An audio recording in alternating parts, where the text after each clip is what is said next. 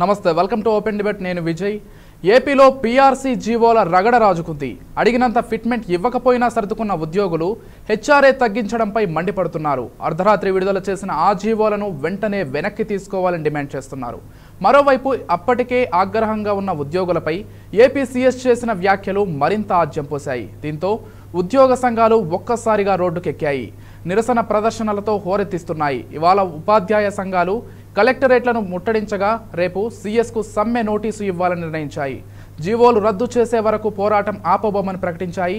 ఇటు ఆర్టీసీ ఉద్యోగులు కూడా త్వరలోనే సమ్మె బాట పట్టేలా కనిపిస్తున్నాయి. మొత్తం మీద రాష్ట్రంలో అన్ని రకాల ఉద్యోగులు ఒక్కతాటిపైకి వచ్చేలా కనిపిస్తున్నారు. దీంతో సర్కారుకు ఇదో పెద్ద తలనొప్పిగా మారిపోయింది. మరి ఉద్యోగుల డిమాండ్లను సర్కారు నెరవేరుస్తుందా? జీవోలను వెనక్కి తీసుకుంటుందా? ఎంప్లాయీస్ ఆగ్రహ జ్వాలనకు సీఎం జగన్ ఏ విధంగా చల్లార్చనున్నారు? సీఎస్ వ్యాఖ్యల సారాంశం ఏంటి? ఈ అంశాలపై people broadcasting company PBC open debate ఏర్పాటు చేసింది. ఈ చర్చలో పాల్గొనేందుకు మనతో పాటు ఉన్నారు వైసీపీ నుంచి వేణుగోపాల్ గారు, టీడీపీ నుంచి రమేష్ గారు, అనలిస్ట్ సత్యం గారు, అదేవిధంగా బీజేపీ నుంచి పాకా సత్యనారాయణ గారు. సార్, ముందుగా రమేష్ గారు మీరు చెప్పండి, ఏదైతే మొన్న సీఎంతో చర్చలు జరిగాయో ఆ చర్చలు ఒక విధంగా జరిగాయి, ఆ తర్వాత విడుదల చేసినటువంటి జీవోలు ఇంకో విధంగా ఉన్నాయని చెప్పారు. మొత్తం మీద ఈ జీవోల సారాంశం ఏంటి?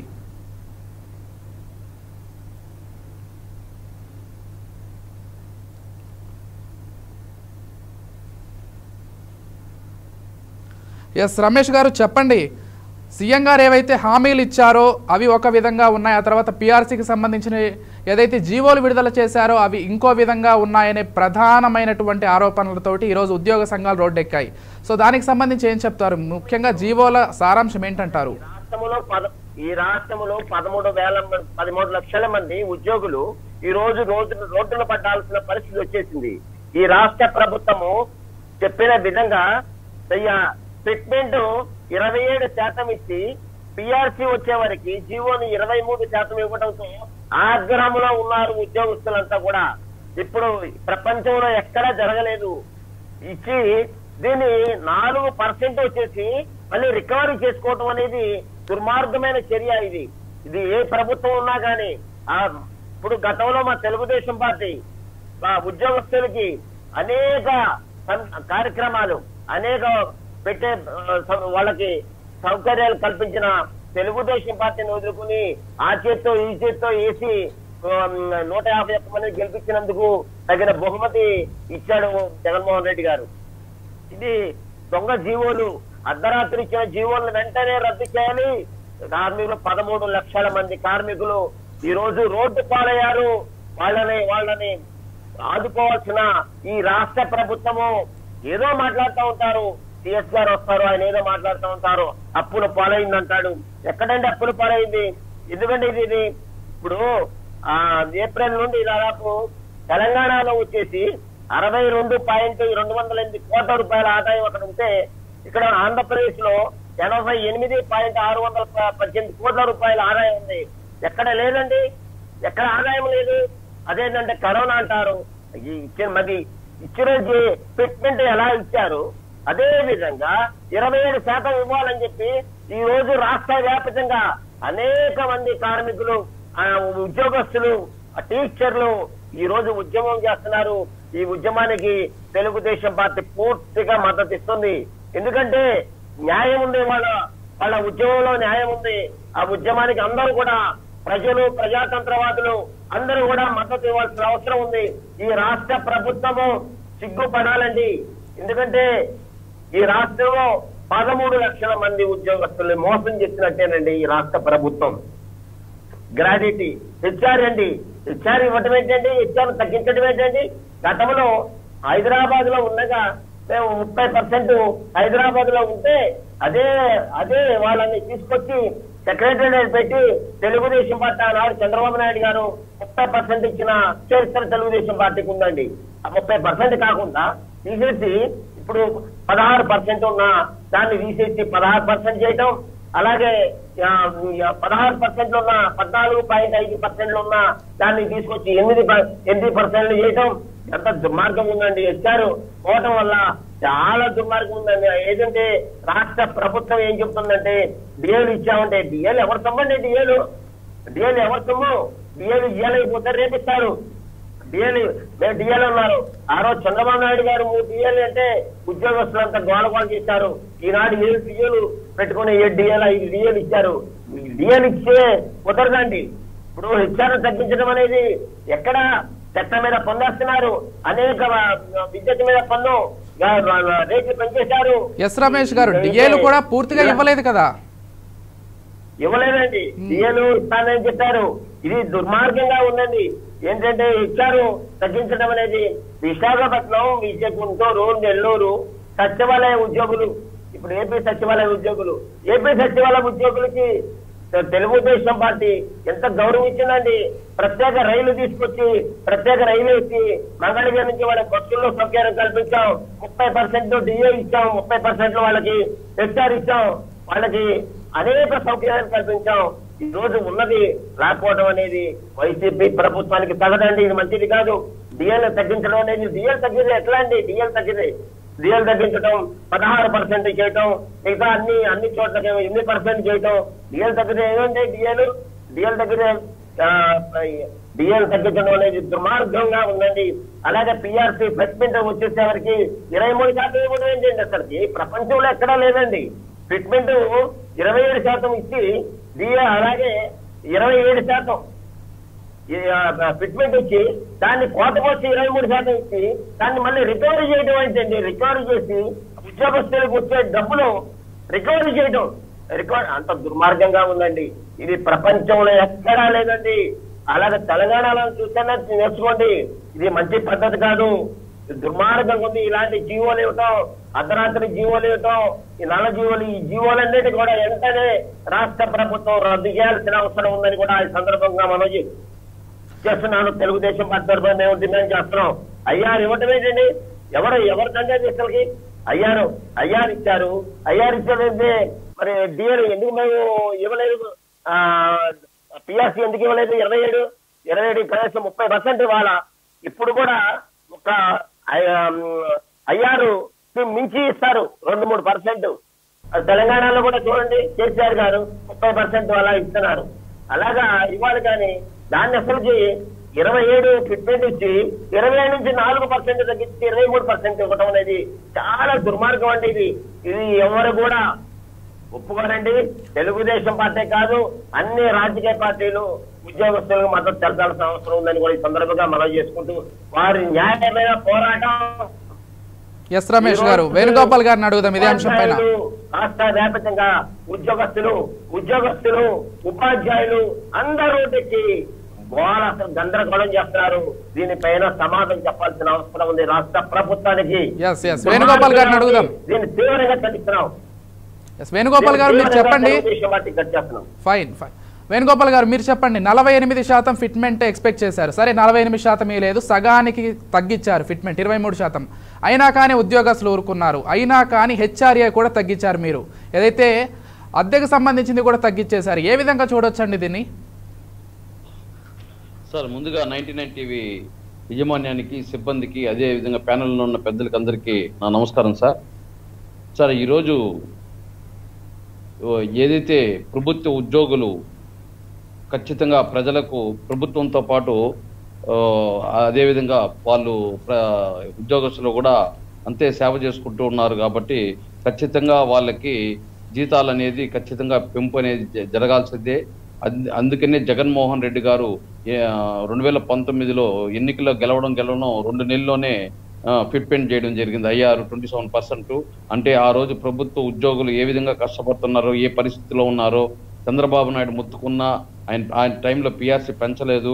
అదేవిధంగా 2-3 డిఏలు పెండింగ్ ఉన్న పిఆర్సీ ఇకపోయినా జగన్మోహన్ రెడ్డి గారు పిఆర్సీ లేట్ అవుతుందని చెప్పి. వేణుగోపాల్ గారు, హామీల గురించి మాట్లాడుతున్నారు మీరు. ఫైన్, హామీల గురించి మాట్లాడుతున్నారు. సిపిఎస్ రద్దు చేస్తారని మీరే చెప్పారు కదా. వచ్చిన వారంలోపే సిపిఎస్ రద్దు చేస్తామని చెప్పారు. ఇప్పటి వరకు దాని గురించి ఎందుకు మీరు చర్చించట్లేదు? మళ్ళీ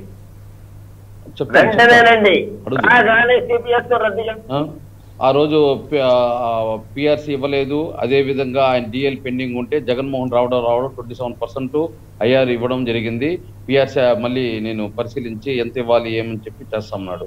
ఇప్పుడు అదే విధంగా మనకు 2 సంవత్సరాలుగా కరోనాలో ఇబ్బందులు, రాష్ట్రం ఆర్థికంగా ఎంతో ఇబ్బంది, కేంద్రం మనకు సహాయం చేయడం లేదు. ఎంతో ఇబ్బందులు పడుకుంటా వస్తా ఉన్నా కూడా ఈరోజు ప్రభుత్వ ఉద్యోగులు మళ్ళీ ప్రజలు పెట్టే కొద్దిగా ప్రభుత్వం పైన ఖచ్చితంగా వాళ్ళకి పిఆర్సీ అనేది నిర్ణయించడం జరిగింది. ముందు ఇచ్చిన ఐఆర్కి దీనికి 4% డిఫరెన్స్ ఉంది. కానీ 15 రోజుల ముందు జరిగిన మీటింగ్ లో వాళ్ళందరూ ఒప్పుకోవడం జరిగింది సరే అని చెప్పి. అదే విధంగా వాళ్ళకి ఏదైతే ఉందో ఉద్యోగస్తులకు ఇవ్వాల్సింది పిఆర్సీతో పాటు హెల్త్ కార్డులు, ఇన్సూరెన్స్లు, అదేవిధంగా హౌస్లు ఇలాంటివన్నీ కూడా సౌకర్యాలు కల్పిస్తూ ప్రభుత్వం నిర్ణయం తీసుకోవడం జరిగింది. దానికి వాళ్ళు స్వాగతించినారు. రిక్వెస్ట్ గా జగన్మోహన్ రెడ్డి గారు పదే చెప్పారు, మీ 4% తగ్గిందని మీరు బాధపడద్దండి, దీంతో పాటు మీకు 5 డిఏలు ఇస్తున్నాను. అదే విధంగా ఈ 4% కూడా ఏమైనా సరే ఆర్థికంగా కొంచెం బలపడితే రాష్ట్రం ఖచ్చితంగా మీకు ఇవ్వాల్సింది కూడా ఇంకా ఫస్ట్ మీకే ప్రిఫరెన్స్ ఇస్తాను.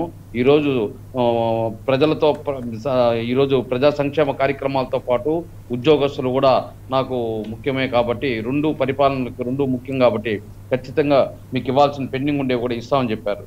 కానీ ఇక్కడ కొన్ని విద్రోహ శక్తులు అంటే కొన్ని రాజకీయ పార్టీలు ఈ ఉద్యోగస్తుల్ని రెచ్చగొట్టి కొన్ని ఎల్లో మీడియా ఛానల్ వీళ్ళు రెచ్చగొట్టి ఈరోజు మళ్ళీ ఉద్యమం వైపు నడిపించే ప్రయత్నం చేస్తుంది. దానికి మేము మళ్ళీ పదే చెప్తున్నాం, ఖచ్చితంగా మేము ప్రభుత్వ ఉద్యోగస్తులకు ఎప్పుడు సానుకూలంగా ఉంటాము, వాళ్ళ కోరిన కోరికలన్నీ తీరుస్తాము. కాకపోతే ఇప్పుడు ఆర్థికంగా ఇబ్బంది ఉంది. జగన్మోహన్ రెడ్డి గారు కూడా పదే అదే చెప్తున్నారు, ఖచ్చితంగా ఆర్థికంగా మనం నిలబడతానే ప్రభుత్వ ఉద్యోగులకు ఏమైతే చేయాలో అది అన్నీ చేస్తాము, వాళ్ళు ఫుల్ఫిల్ చేస్తామన్నారు. ఇంకా హెచ్ఆర్ఏ గురించి మాట్లాడుతున్నారు. ఈరోజు హెచ్ఆర్ఏ కేంద్రంలో పిఆర్సీ అయితే 10 ఏళ్ళకు ఒకసారి ఇస్తుంది, మనం 5 ఏళ్ళకి ఇవ్వడం వల్ల భారం ఎక్కువైపోతా ఉంది. అందుకని పిఆర్సీని 10 ఏళ్ళకు ఒకసారి పరిశీలిస్తున్నారు. అదే విధంగా ఇవ్వడం జరిగింది. అదే విధంగా ఈరోజు హెచ్ఆర్ఏ కూడా సరే మనకు ఆర్థికంగా ఇబ్బందులు, అదే విధంగా ఈరోజు 1,70,000 కోట్లు మనకు ఆర్థికంగా ఆదాయం వస్తూ ఉంటే దాంట్లో దాదాపు 70,000 కోట్లు ఓన్లీ ఉద్యోగస్తులకే, వివిధ రకాలుగా ఎంప్లాయీస్కి అయితేనేమి, పెన్షనర్లకి అయితేనేమి, కాంట్రాక్ట్ వర్క్స్కి అయితేనేమి, టైం స్కేల్ వాళ్ళకి అయితే దాదాపు 70,000 కోట్లు వాళ్ళకే ఖర్చు అయిపోతుంది సంవత్సరం. 1,70,000 కోట్లు. మిగతా 1,00,000 కోట్లలో సంక్షేమ కార్యక్రమాలు, అభివృద్ధి, ఇంకా మనం కట్టాల్సిన సంవత్సరానికి 45,000 కోట్లు వడ్డీలు ఇవన్నీ ఉన్నాయి. దీనన్నీ పరిశీలించాలి. ప్రభుత్వ ఉద్యోగులు కూడా పెద్ద మనసు చేసుకొని జగన్మోహన్ రెడ్డి గారు ఏదైతే మీకు ప్రపోజ్ చేశారో దాన్ని మీరు సానుకూలంగా స్పందించి తీరుస్తారు ఖచ్చితంగా. ఈరోజు మనకు 1,70,000 కోట్లు 70,000 కోట్లు ఉద్యోగస్తులకు పోతే మిగతా 1,00,000 కోట్లు సంక్షేమ కార్యక్రమాలు చేయాలి, అభివృద్ధి కార్యక్రమం చేయాలి.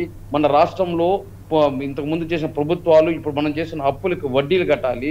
ఇంత భారీ ఎత్తున మన పైన భారం ఉంది. కేంద్రమే ఇప్పుడు దాదాపు 25,000 కోట్ల దాకా మనకు పెండింగ్ ఉన్నాయి. ఆ డబ్బులు రాలేదు. మనం కట్టాండే ట్యాక్సుల రూపంలో కడతాండి, మళ్ళీ దాన్ని రీఫండ్ చేయాల్సిన దాన్ని సరిగా చేయడం లేదు. ఇన్ని ఇబ్బందులతో ఈరోజు జగన్మోహన్ రెడ్డి గారు రాష్ట్ర ప్రభుత్వాన్ని ముందుకు తీసుకెళ్తుంటే ప్రతిపక్షాలు ఈ ప్రభుత్వ ఉద్యోగులు సానుకూలంగా స్పందించి వాళ్ళు యాక్సెప్ట్ చేశారు. కానీ వీళ్ళు ఈ 15 రోజులు వాళ్ళని గిల్లి చేయండి అని చెప్పి రెచ్చగొట్టి ఆ ఉద్యమాలు చేయాలి, ప్రభుత్వానికి ఉద్యోగస్తులకి గ్యాప్ తెప్పించాలనే ప్రయత్నం భారీ ఎత్తున జరుగుతుంది సార్. ఇది ప్రభుత్వానికి ఎప్పుడు సహకరించాలి. ఏమిరా అంటే ఇప్పుడుండి పరిస్థితిలో ఈరోజు జగన్మోహన్ రెడ్డి గారు కానీ ఇవ్వలేకపోతే తప్పే. ప్రభుత్వ ఉద్యోగులను చిన్న చూపు చూస్తున్నారు. ఖచ్చితంగా మొదట పీట సంక్షేమ కార్యక్రమాలకు ఏ విధంగా ఉందో అదే విధంగా ఉద్యోగస్తులకు కూడా పెద్ద పీట వేయాలనే ఉద్దేశంతోనే ఈ రోజు ఎవరికైతే ఇల్లు లేదు ఇల్లు కూడా ఇవ్వాలి, అదే విధంగా హెల్త్ కార్డ్స్ ఇవ్వాలి, అదే విధంగా ఇన్సూరెన్స్లు చేయాలి అని చెప్పి పెద్ద ఎత్తున చేస్తూ ప్రతి ఒక్క దాంట్లో ఇప్పుడు పేదవాడికి ఏది ఇస్తున్నారు అది కూడా వీళ్ళకి కూడా ఇస్తున్నారు. వీళ్ళకి ఇచ్చే జీతాలు 1,00,000 2 లక్షలు కూడా ఉన్నా కూడా ఈరోజు ఇవన్నీ కూడా వాళ్ళకి సౌకర్యాలు కల్పిస్తున్నాడు. ఎందుకు? వాళ్ళపైన అభిమానం ఉంది ప్రభుత్వానికి, వాళ్ళపైన ఇది ఉంది కాబట్టి వాళ్ళ ప్రభుత్వ అధికారులు మనకు ఎంత ప్రజలకు సేవ చేస్తున్నారు కరోనా టైంలో. అదే విధంగా వివిధ రకాలుగా సచివాలయ వ్యవస్థలో కానీ ఇలాంటి దానికి కానీ మనకు బాగా ఎంకరేజ్ చేస్తున్నారు, ప్రభుత్వానికి సపోర్ట్ గా ఉన్నారని ఈరోజు జగన్మోహన్ రెడ్డి అనే కార్యక్రమాలు వాళ్ళకి చేసే పని ముందుకు చేస్తుంటే, కానీ ఈ రోజు ప్రతిపక్షాలు వాళ్ళు రెచ్చగొట్టి ప్రభుత్వం పైన ఉసుగొలుపుతోంది. ఇది చాలా ఖండించాల్సిన పని అని మీ ద్వారా తెలియజేస్తున్నాం సార్. ఎస్ సత్యం గారు మీరు చెప్పండి, ఏదైతే గ్రాస్ శాలరీ ఉందో, రమేష్ గారు మీ దగ్గరికి వస్తా. సత్యం గారు మీరు చెప్పండి, ఏదైతే గ్రాస్ శాలరీ ఉందో గ్రాస్ శాలరీ ఏమాత్రం తగ్గలేదు అని సిఎస్ గారు చెప్పారు. కాకపోతే ఎప్పుడైనా శాలరీ పెరిగిందా అని మాట్లాడుకుంటారు, లేకపోతే సమానంగా ఉంటుంది, కాకపోతే తగ్గలేదు అని మొట్టమొదటిసారిగా చెప్పుకుంటున్నారు. ఏ విధంగా చూడొచ్చు? అదేవిధంగా గ్రాస్ శాలరీ గురించి సంబంధించి వాస్తవాలు ఏంటి? ఇది ఏపీ ప్రభుత్వం ఇచ్చినటువంటి ఇది ఖచ్చితంగా పురోగతి కాదండి, అది రీగ్రెసివ్ మెథడ్ లో ఉంది. అంటే ఉద్యోగస్తులు నష్టపడేది ఉంది తప్ప ఉద్యోగస్తులు పిఆర్సి కాదు. ఎందుకంటే ఇవాళ మీరు సెంట్రల్ గవర్నమెంట్ కూడా అదే దాని నుంచి ప్రభుత్వాలు అదే మార్గం అనుసరిస్తున్నాయి. వాస్తవానికి ఇవాళ డిఏలు ఇచ్చాం అంటున్నారు ప్రతి రాష్ట్ర ప్రభుత్వం. డిఏలు ఇచ్చింది పెరుగుతున్నటువంటి ఇన్ఫ్లేషన్ న్యూట్రల్ చేయడానికి, అంటే పెరుగుతున్నటువంటి ధరల్ని న్యూట్రలైజ్ చేయడానికి డిఏలు ఇస్తున్నారు. దానివల్ల రియల్ వేజ్ రేట్ ఏం పెరగదు. బేసిక్ అంటే పిఆర్సీ ఏమిటికి అంటే రియల్ వేజ్ రేట్ పెంచడానికి పిఆర్సీ ఉన్నది. పిఆర్సీ టైంలో కూడా రియల్ వేజ్ రేట్ పెరగకపోతే మరి ఉద్యోగస్తుల యొక్క జీవన స్థాయి ఎట్లా పెరుగుతుందండి? తర్వాత రెండవది, ఏ ప్రభుత్వం ఉంటే ఆ ప్రభుత్వం అనుగుణంగా బడ్జెట్ లో ఉద్యోగస్తులకే ఇంత పోతుందని చెప్పటం, దీన్ని ప్రజల్లోకి తీసుకువెళ్ళటం, ఉద్యోగస్తుల వ్యతిరేకతని ప్రజలు రెచ్చగొట్టి ఉద్యోగస్తుల్ని ఒంటరి చేయడానికి చేసేటువంటి ప్రయత్నం, లేదా ప్రతిపక్షాలు సపోర్ట్ చేస్తే ప్రతిపక్షాల మీద అభాండం వేయటం, ఇటువంటి అన్ని కూడా గతంలో ఎన్టీ రామారావు ముఖ్యమంత్రి ఉన్నప్పుడు ముద్దు కృష్ణనాయుడు బాగా చేశాడు ఇది. కానీ నెల రోజులు సమ్మె చేసిన తర్వాత ఎన్టీ రామారావు తప్పు నొప్పుకొని ఆయన ఉద్యోగస్తులకు అనుకున్నటువంటి నిర్ణయాలు తీసుకుంది. కాబట్టి ఇవాళ ఉద్యోగస్తులు సమ్మెకపోవటం లేదా ఉద్యమించడం తప్పైనట్టు, తర్వాత ఉపాధ్యాయ సంఘాలు పిలిపిస్తే ఎక్కడికక్కడ అరెస్టులు చేయటం, ఇట్లా బలవంతంగా అణిసివేయడం ద్వారా ఉద్యోగస్తుల ఫ్రెండ్లీ గవర్నమెంట్ ఉండదు. ఎందుకంటే ఇవాళ దేశంలో మీరు కనుక, నేను ఒక ఎకనామిక్స్ రీసెర్చర్ గా చెప్తున్నా, రియల్ వేజ్ రేటు పడిపోతుంది తప్ప పెరగడం లేదు. నేషనల్ లెవెల్ లెక్కలు ఉన్నాయి. జాతీయ స్థాయిలో లెక్కలు చూస్తే వాస్తవిక వేతనం రేటు రోజు రోజుకు పడిపోతుంది. కానీ ఇవాళ పిఆర్సీ వచ్చినప్పుడల్లా అటువంటి వాస్తవిక వేతనం పెరగడానికి పిఆర్సీ ఉన్నది. కానీ డిఏలు అంటున్నారు. ఈ మధ్య సుప్రీంకోర్టు తీర్పు ఇచ్చింది, డిఏ అనేది ఉద్యోగస్తుల హక్కు, రాష్ట్ర ప్రభుత్వాల వితరణ గారు, రాష్ట్ర ప్రభుత్వాల దానధర్మం కాదని సుప్రీంకోర్టు తీర్పు ఇచ్చింది. తీర్పు ఇచ్చిన తర్వాత కూడా ప్రభుత్వాలు ఇంకా డిఏల గురించి ఎందుకు మాట్లాడుతున్నాయి అర్థం కావట్లేదు. తర్వాత డిఏలు ఇచ్చే దాంట్లో కూడా ఎంత అన్యాయం అంటే, జనవరి 2020 జనవరి నుంచి 21 జూలై మధ్య మానిటరీ బెనిఫిట్ లేకుండా డిఏ ఇస్తామని తెలంగాణ గవర్నమెంట్ అనేది, రేపు ఆంధ్రప్రదేశ్ కూడా అలాగే ఇవ్వబోతుంది. అంటే డిఏలు ఎగ్గొట్టేందుకు ఇది ఒక మార్గం. వాస్తవానికి ఇప్పుడు మన మిత్రుడు చెప్తున్నాడు, వైసీపీ మిత్రుడు ఏమనంటే కరోనా కష్టకాలం అని. కరోనా కష్టకాలంలో అమెరికా, ఇంగ్లాండ్ గవర్నమెంట్లు ప్రైవేటు ఉద్యోగస్తులకు 75% జీతాలు ఇచ్చినాయి, 25% మేనేజ్మెంట్ ఇవ్వమని చెప్పింది. కరోనా కష్టకాలంలో మీరు ప్రైవేట్ ఇండస్ట్రీస్ ఇవ్వలేరు, ప్రైవేట్ సంస్థలు ఇవ్వలేరు అని చెప్పేసి అమెరికాలో 75%, ఇంగ్లాండ్ 85% ప్రైవేటు ఉద్యోగస్తులకు కూడా ప్రభుత్వం ఇచ్చింది. ఇక్కడ ప్రభుత్వాలు డిఏ కట్ చేసి కరోనా వచ్చింది అంటున్నారు. ఇది ఎక్కడి న్యాయం అండి? ప్రపంచవ్యాప్తంగా ఒక న్యాయం ఉంటే ఇవాళ మోడీ దీనికి అసలు మూలకారకుడు మోడీ డిఏల్ని స్తంభింపజేస్తే ఆ మార్గంలో ఇవాళ రాష్ట్ర ప్రభుత్వాలు స్తంభింపజేస్తున్నాయి.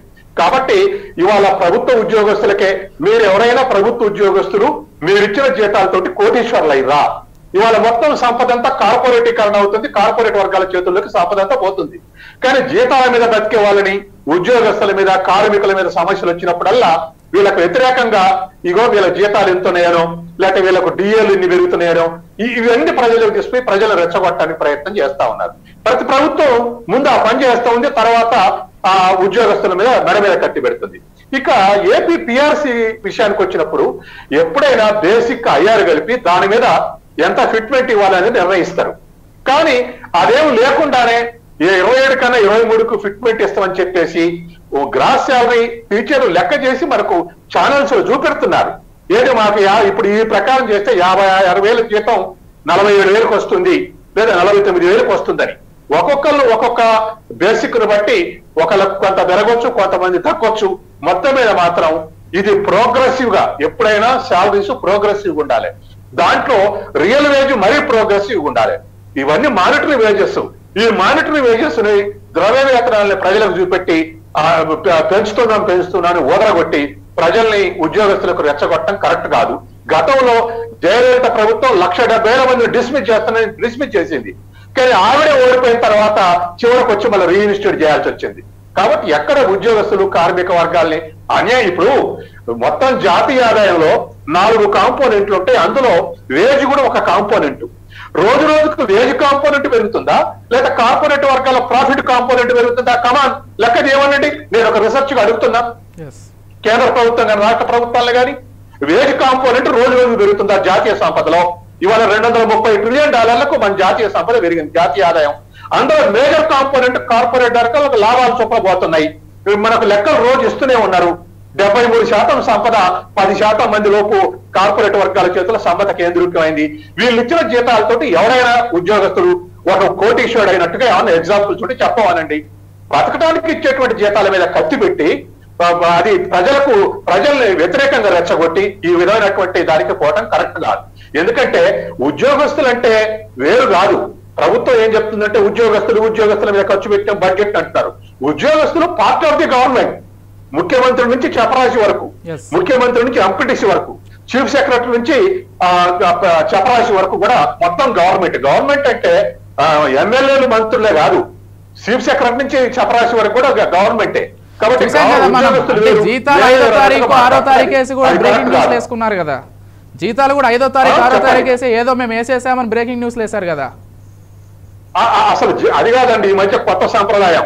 కాలువలకు నీళ్లు వదిలితే ప్రారంభోత్సవాలు చేయటం. గత 30 ఏళ్లుగా డ్యాముల నుంచి నీళ్లు వదిలినా, కాలువల నుంచి నీళ్లు వదిలినా అది పేపర్లకు ఇచ్చేవారు కానీ మంత్రులు ప్రారంభోత్సవం చేశారు. వాళ్ళు చీఫ్ ఇంజనీర్లు పోయి వదిలేవారు. ఇప్పుడు అది కూడా ఒక పత్రికా ప్రకటన రాష్ట్రాలలో. అట్లాగే ఇప్పుడు శాలరీ వేస్తే కూడా అది ఒక పెద్ద ప్రకటన. శాలరీ ఇస్తే అదేదో పెద్ద ఉద్యోగస్తుల యొక్క ఆశలు తీర్చినట్టుగా అది. తర్వాత జగన్ నేను ఏ పార్టీతో సంబంధం లేదు, కానీ జగన్ ఒక వాగ్దానం చేశాడు. ఏ వాగ్దానం చేసిండంటే నేను మంచి టీఆర్ఎస్ ఇస్తాను, కాంట్రాక్ట్ ఉద్యోగస్తుల్ని రెగ్యులరైజ్ చేస్తాను. కాంట్రాక్ట్ ఉద్యోగస్తులు ఇవాళ యూనివర్సిటీలలో, కాలేజెస్ లో, జూనియర్ కాలేజెస్ లో కాంట్రాక్ట్ యొక్క కాంపోనెంట్ 60% ఉంటే రెగ్యులర్ పర్సంటేజ్ 50 to 40% ఉంది. భారం అంతా వాళ్ళే మోస్తున్నారు. భారం అంతా జూనియర్ కాలేజీ, డిగ్రీ కాలేజీ, యూనివర్సిటీలు మోసేదంతా వాళ్ళతోటి పని చేయించుకుంటూ ఇవాళ వాళ్ళకు మరి రెగ్యులర్ చేస్తామన్నటువంటి స్టేట్మెంట్ ఎడిపోయిందో జవాబు చెప్పాలి. కాబట్టి ఇవాళ అవుట్ సోర్సింగ్ ని, తర్వాత అవుట్ సోర్సింగ్ మినిమం బేసిక్ ఇస్తామన్నారు, కాంట్రాక్ట్ రెగ్యులరైజ్ చేస్తామన్నారు. అంత బ్రహ్మాండంగా అరచేతులు వైకుంఠం చూపెట్టి ఇవాళ కనీసం వాస్తవిక వేతనం రేటు పెరిగేటువంటి పరిస్థితి లేకుండా ఇవాళ పిఆర్సీ ఇవ్వటం అనేది ఖచ్చితంగా అన్యాయం. కాబట్టి ఖచ్చితంగా ఇవాళ పిఆర్సీ ఎప్పుడు కూడా ప్రోగ్రెసివ్ ఉండాలండి. అది ఉద్యోగస్తులు వేరు కాదు. నిజ వేతనం రేటు పెరిగేటట్టు ఉండాలి. నిజ వేతనం రేటు పడిపోయేటట్టయితే పిఆర్సీ ఎందుకు? ఇవాళ నిజ వేతనం రేటు పడిపోద్ది. మీరు క్యాలిక్యులేట్ చేయించండి. Economics department, Andhra university economics department తోటి క్యాలిక్యులేట్ చేయండి. పెంచిన ద్రవ్య వేతనాలతోటి రియల్ వేజ్ రేటు పెరుగుతా తగ్గుద్దా? దానికి జవాబు చెప్పమనండి. కాబట్టి నేను ఒక జగన్ గారిని అంటలే, చంద్రబాబు నాయుడు తర్వాత మరొకటి ఏంటంటే ఎక్స్ఆర్ఏ 8% అంటున్నారండి. నియోజకవర్గ కేంద్రాల్లో 50,000 బేసిక్ ఉంటే 540 4,000 రూపాయలకు ఇవాళ 4 గదులు ఇల్లు వస్తుందండి. కుటుంబం ఉండేటువంటి ఇల్లు వస్తుందా? 4 గదుల్లో ఒక కుటుంబం ఉంటే ఆ 4,000కి ఇప్పిస్తారా వీళ్ళు? ఇప్పుడు మాట్లాడే ఎమ్మెల్యేలు కానీ మంత్రులు కానీ నియోజకవర్గ కేంద్రాల్లో ఉద్యోగస్తులకు 4,000కు 4 గదులు ఇల్లు ఇప్పించమనండి.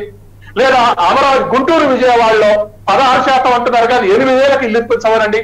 ఇప్పిస్తారా? ఇల్లు ఇప్పిస్తారా? గుంటూరులో, విజయవాడలో 8,000కు, నియోజకవర్గ కేంద్రాల్లో 4,000కి ఇప్పిస్తారా ఇల్లు? మరి హెచ్ఆర్ ఎట తగ్గిస్తారండి? అట్లాగే వీళ్ళు 80% అట క్వాంటమ్ పెన్షన్ ఇస్తారట. అసలు 80 ఏళ్ళు అయినాక బతికోలేవారండి. 80 ఏళ్ళు అయిన తర్వాత బతికోలు ఎంతమంది చెప్పమనండి గవర్నమెంట్ ని. 70 ఏళ్ళ నుంచి 60 ఏళ్ళ నుంచే జబ్బులు ముసురుతా ఉంటాయి. ముసురుతా ఉంటే 70 ఏళ్ళు అయినాక అవి ఇంకా పెరుగుతాయి. 70 ఏళ్ల తర్వాత అదనంగా క్వాంటం ఇచ్చేటువంటి అలవాటు ఉంది. ఇవాళ తెలంగాణలో 70 ఏళ్లకి క్వాంటం ఇచ్చి అమలు చేస్తున్నారు. కానీ గత ప్రభుత్వం ఇచ్చినటువంటి దాన్ని రద్దు చేసి 80 ఏళ్లకి ఇస్తామనంటే ఇది ఖచ్చితంగా వెన్నుపోతే. 80 ఏళ్ల వరకు బతికిన వాళ్ళు ఎంతమందో క్యాల్కులేట్ చేయండి. తర్వాత మిత్రులు ఏం చెప్తుంటే హెల్త్ కార్డులు ఉన్నాయి, రియంబర్స్మెంట్లు ఉన్నాయి అని చెప్తున్నారు. 7 లక్షలు 8 లక్షలు ఖర్చు అయితే ₹1,00,000 ఇస్తున్నారు హెల్త్ కింద. తర్వాత ప్రైవేటు కార్పొరేట్ హాస్పిటల్స్ వైద్యానికే చేర్చుకోరు. ఇవన్నీ ప్రజలకు మభ్యపెట్టడానికి, ప్రజల్ని రాంగ్ డైరెక్షన్ లో పంపడానికి ఇవన్నీ చేస్తున్నారు. ఖచ్చితంగా ఇవాళ వైసీపీకి ఉద్యోగస్తులు వ్యతిరేకం కాదు. వైసీపీకి ఉద్యోగస్తులు వ్యతిరేకం, సంఘాలను ఒకటైతే వ్యతిరేకమైన ఒక స్టాంప్ వేసి వాళ్ళని కార్నర్ చేయడం కరెక్ట్ కాదు. నిన్నటి వరకు కూడా వైసీపీ మద్దతుగానే ఉద్యోగ సంఘాలన్నీ కూడా పనిచేస్తున్నాయి. తర్వాత జగన్ ఏ వెల్ఫేర్ యాక్టివిటీస్ అనౌన్స్ చేసినా అవి ఇన్ టోటో ఇంప్లిమెంట్ చేస్తున్నారు. నేను నిన్న ఒక గ్రామ సచివాలయానికి పోతే, వత్సవాయి మండలంలో ఒక గ్రామ సచివాలయానికి పోతే మారుమూల గ్రామంలో కూడా 5:30, 6 అందరు ఎంప్లాయీస్ సచివాలయంలో ఉన్నారు. అందరూ టోటల్. అంటే అంత సిన్సియర్ గా అంత కమిట్మెంట్ తోటి పనిచేస్తూ ఉంటే అక్కడ మారుమూల గ్రామంలో కూడా ఎక్కడో నేషనల్ హైవేకు 15 కిలోమీటర్ల దూరంలో చుట్టూ చెట్టున్నటువంటి ఒక గ్రామం, అటువంటి గ్రామంలో కూడా మొత్తం సచివాలయం ఉన్నటువంటి ఉద్యోగస్తులు ఉండి పనిచేస్తున్నారు. 5:30 వాళ్ళు బయటికి వెళ్ళలేదు. అంత డెడికేట్ గా పనిచేస్తున్నటువంటి ఉద్యోగస్తులకు ఇటువంటి పిఆర్సీ ఇవ్వటం అనేటువంటిది పెదమోడుగుపల్లి మండలంలో పెదమోడుగుపల్లి పోతే 6ంటికి అందరూ ఉద్యోగస్తులు చిన్న చిన్న ఉద్యోగస్తులు కూడా ఉన్నారు. కాబట్టి ఇవాళ వైసీపీ ప్రభుత్వం మిత్రుడు ఇప్పుడు వైసీపీ తరపున అటెండ్ అయిన మిత్రుడు కూడా నేను మిమ్మల్ని కౌంటర్ చేయట్లేదు, విమర్శించలేదు, అప్పీల్ చేస్తున్నా. ఏం అప్పీల్ అంటే కష్టం చేసి బతికే వాళ్ళకు ప్రోత్సహించండి, అది ప్రోగ్రెసివ్ గా ఉంచండి. హెచ్ఆర్ఏ తగ్గిస్తాం మేము, తర్వాత క్వాంటమ్ పెన్షన్ 80 ఏళ్ల తర్వాత బతుకునేవారు సార్, మీరే చెప్పండి ఎంతమంది బతుకుతున్నారు? 70 ఏళ్ళకి ఇస్తే వాళ్ళకు వచ్చే జబ్బులు నయం చేసుకోవడానికి పనికి వస్తుంది. కాబట్టి తర్వాత పిల్లల ఆసరా లేనటువంటి తల్లిదండ్రులు బతకడానికి పనికి వస్తుంది. బీజేపీ నుంచి సత్యనారాయణ గారు ఉన్నారు. సార్ మీరు చెప్పండి సార్, ప్రభుత్వం అయితే 17,000 కోట్లు మధ్యంతర భృతి ఇచ్చాం మేము, మళ్ళీ హెచ్ఆర్ఏ గురించి అడుగుతారా అన్న లెవెల్లో మాట్లాడుతున్నారు సిఎస్ గారు అయితే. సో దీనిపై మీరేమంటారు? ముందుగా మీకు ప్యానెల్లో ఉన్న పెద్దలందరూ కూడా నాకు నమస్కారాలండి. అంటే వాస్తవంగా ఉద్యోగ సంఘాలు ఈ అంశం వచ్చేటప్పుడు ఉన్న పరిస్థితి ఏంటంటే, దీన్ని కన్ఫర్మ్ చేయడానికి ఒక కమిటీ ఒకటి అస్తోష్ కమిటీ మనం వేయటం, ఆ కమిటీ సిఫార్సులు రాష్ట్ర ప్రభుత్వానికి వచ్చినాయి. ఆ కమిటీ ఏం సిఫార్సు చేసింది అన్నది రాష్ట్ర ప్రభుత్వం బయట పెట్టలేదు. పెట్టకుండా ఏం చేసిందంటే ఎక్స్పెక్టేషన్ ఏంటంటే 35%కి పెరుగుద్ది అనేటటువంటి ఒక అంచనా, కనీసం తగ్గకుండా ఉంటుందని ఒక లెక్కేసి 27% ఇవ్వడానికి ఇంటరీమ్గా గవర్నమెంట్ ఆఫ్ ఆంధ్రప్రదేశ్ 27% దాన్ని ఏర్పాటు చేయడం జరిగింది. అది మళ్ళీ సబ్జెక్ట్ టు ది కండిషన్స్ ఏంటంటే 30% అలా ఏమైనా పెరిగితే రెట్రాస్పెక్ట్ ఎఫెక్ట్ తోటి మిగిలినటువంటి 3% కూడా ఇస్తామని చెప్పేటటువంటి అష్యూరెన్స్ తోటి ఉద్యోగ సంఘాలు ఏం చేస్తాయంటే ఇంకా ఆ రిపోర్ట్ బయట పెట్టకపోయినా పర్వాలేదండి, సరే మినిమం 27కి ఇచ్చి తర్వాత దాన్ని ఇంప్లిమెంట్ చేస్తారన్నటువంటి ఆశతోటి ఉద్యోగ సంఘాలన్నీ కూడా ఈ ప్రభుత్వాన్ని నమ్మి ఎదురుకొచ్చాయి. అయితే ఇప్పుడు జరిగింది ఏంటంటే వారి ఆశలకు గండు కొడుతూ ఆ 27 23 చేసి ఈ 4% ఏదైతే ఇంతవరకు రికవరీ చేశారో అది రెట్రాస్పెక్ట్ ఎఫెక్ట్ తోటి వసూలు చేసేటటువంటి జీవోని కూడా ఇష్యూ చేయడం జరిగింది.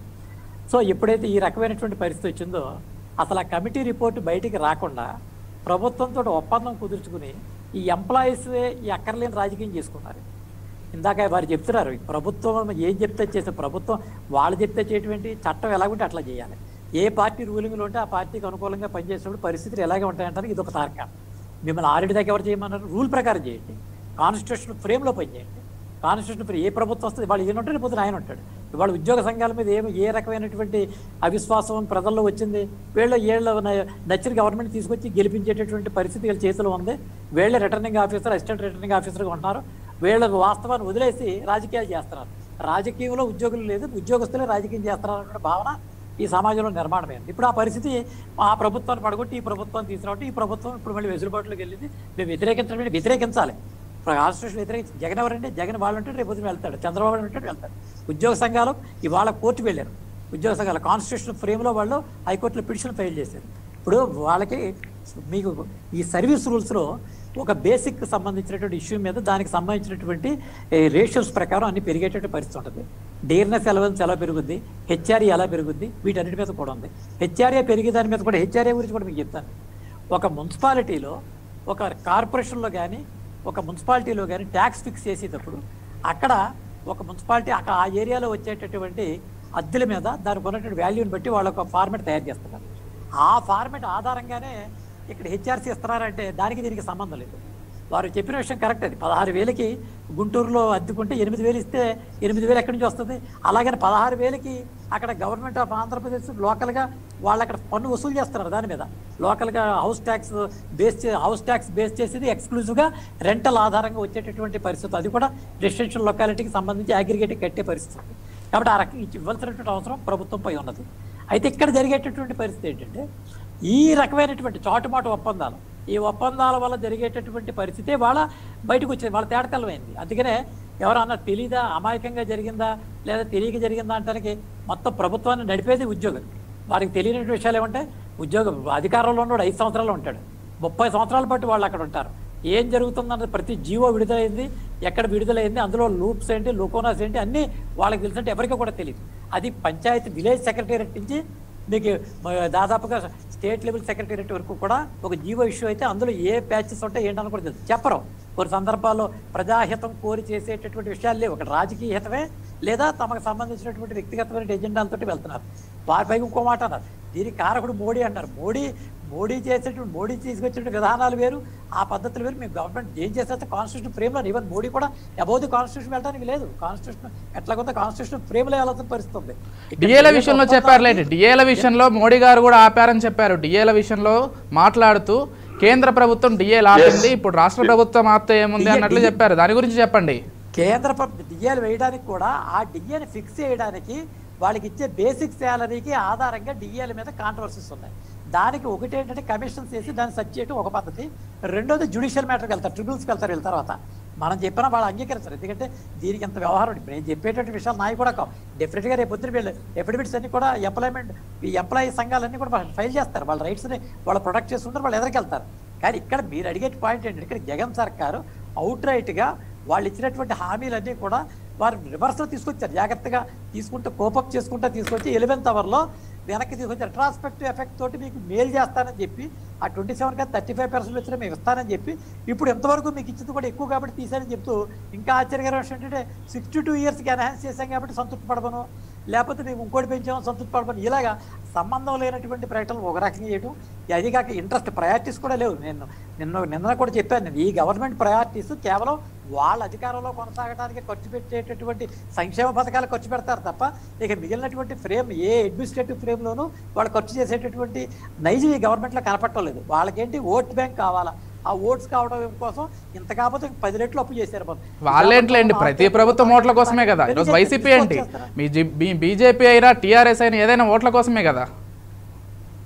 ఓట్లు అంటే 2 వేల కూడా అవుట్ గెలవటం వేరు, ఓటు తెచ్చుకోవటం వేరు. But not at the cost of public interest. మీరు ఈ ఉన్న ఆస్తులు అమ్మేసుకుని తగరగబెట్టుకుని ఆ రకంగా చేయరే. మీకు సంక్షేమం అంటే ఏంటి అర్థం? సంక్షేమం పెరుగుతుందంటే that is you are not good administrator. సంక్షేమం పెరిగే కొద్దీ కూడా ఇండైరెక్ట్గా నీ ఫెయిల్యూర్స్ బయటకు వస్తున్నట్లు లెక్క. ఇంటెన్సివ్ కేర్లో మనిషి ఉన్నప్పుడు you can't call him as a healthy person. ఆడే ఆరోగ్యవంతుడు కాదు. ఆ ఇంటెన్సివ్ అనేది ఆప్షనల్గా ఇస్తూ ఉండాలి అది, అంతేగాని పూర్తిగా ఇంకా ఇంటెన్సివ్లో పెట్టి ప్యారలైజ్ చేస్తే ఈ వ్యవస్థ అంతా కూడా అద్భుతంగా ఉందంటే ఇంటికాడ కూర్చొని భోజనం పెడతామంటే ఇండైరెక్ట్గా ఎవరు admitting that the state is entirely మీకు పని చేయట్లేదు, ఆశించిన మేరకు ఫలితం రావట్లేదనే పాయింట్ ఉంటుంది. సంక్షేమం ఒక చిన్న సైజు ఆక్సిజన్ లాగా సప్లై కొద్దిగా ఉండి మళ్ళీ అతను కోపప్ చేయాలి, అతను స్వాలంబన పెంచాలి, అతను ఆత్మగౌరవాన్ని పెంచాలి, అంతేగాని ఆధారపడిపోయి పూర్తిగా తగ్గొట్టడం కాదు. ఇక్కడ మీరు అడిగిన వాటికి వేణుగోపాల్ గారు చెప్తారు. వేణుగోపాల్ గారు మీరు చెప్పండి. అంటే మీరు ముందు నుంచి చెప్తున్నారు కరోనా కష్టకాలంలో మేము ఏదైతే ఇస్తున్నామో అదే చాలా ఎక్కువ అని చెప్తున్నారు. వాస్తవమే, ప్రపంచం మొత్తం కరోనాతో అల్లకల్లోలమైంది. అనేక రాష్ట్రాలు కావచ్చు, దేశాలు కావచ్చు చాలా ఇబ్బంది పడ్డాయి. కాకపోతే ఉద్యోగుల విషయంలో మీరు మరీ ఇలాంటి తీవ్రమైన నిర్ణయాలు తీసుకోవడం వల్ల ఉద్యోగులు చాలా ఇబ్బంది పడుతున్నారు. మీ సంక్షేమ పథకాల వల్ల రాష్ట్ర ఆదాయం చాలా తగ్గిపోతుంది, అనవసరమైన సంక్షేమ పథకాలు ఇస్తున్నారని గతంలో కూడా అనేక ప్రతిపక్షాలు ఆరోపించాయి. దీనిపై ఏం చెప్తారు? సార్ చెప్తాను సార్. ఇప్పుడు ఆకలితో ఉండే వాళ్ళకి అన్నం పెట్టడం ఒకటి. ఈరోజు ఆకలితో ఉండే వాళ్ళకి అన్నం పెట్టే మాట అయితే అన్న క్యాంటీన్లు ఉంచేవాళ్ళు కదా. ఆకలితో ఉండే వాళ్ళకి అన్నం పెట్టే మాట అయితే అన్న క్యాంటీన్ ఉంచేవాళ్ళు కదా. ప్రజలకి వ్యాపారాలు లేక అంగుళ్ళు మూసుకునేసి అదే విధంగా చెప్పనివ్వండి రమేష్ గారు, చెప్పనివ్వండి. కార్మికులు కూలీకి పోయే వాళ్ళకి ఇబ్బందులు పడుతూ ఉంటే ఈ రోజు జగన్మోహన్ రెడ్డి గారు ఒక ఎడ్యుకేషన్ సిస్టమ్కి అయితేనేమి, ఒక మెడికల్ డిపార్ట్మెంట్కి అయితేనేమి, మహిళలకైతేనేమి లేదు ప్రతి ఒక్కటి ఎవరైతే అర్హులు ప్రతి ఒక్కరికి ప్రతి ఒక్క సామాన్యుడికి అందే విధంగా ఈరోజు సంక్షేమ కార్యక్రమాలు అందిస్తున్నాడు. దాని కనీసం 3 పూట్ల కాకపోయినా 1 పూట అన్నా వాళ్ళు 4 ఏళ్ళు కడుపులో నోట్లో పోయే విధంగా ఈరోజు జగన్మోహన్ రెడ్డి గారి చివరి ప్రయత్నం వరకు ప్రయత్నం చేస్తున్నారు. కానీ దాన్ని విమర్శ సంక్షేమ కార్యక్రమాలు సమీక్ష కార్యక్రమం అంటే నాకు తెలిసిన రమేష్ గారు చెప్పనివ్వండి, కంక్లూడ్ చేయనివ్వండి, మీకు మాట్లాడే అవకాశం ఇస్తాను. మధ్య అడ్డమడకుండా వినండి సార్. ఇప్పుడు మాకు తెలిసిన ఒక వ్యక్తి 30 సంవత్సరాల సర్వీసు కరెంట్ డిపార్ట్మెంట్ లో APSDCL లో పనిచేస్తారు.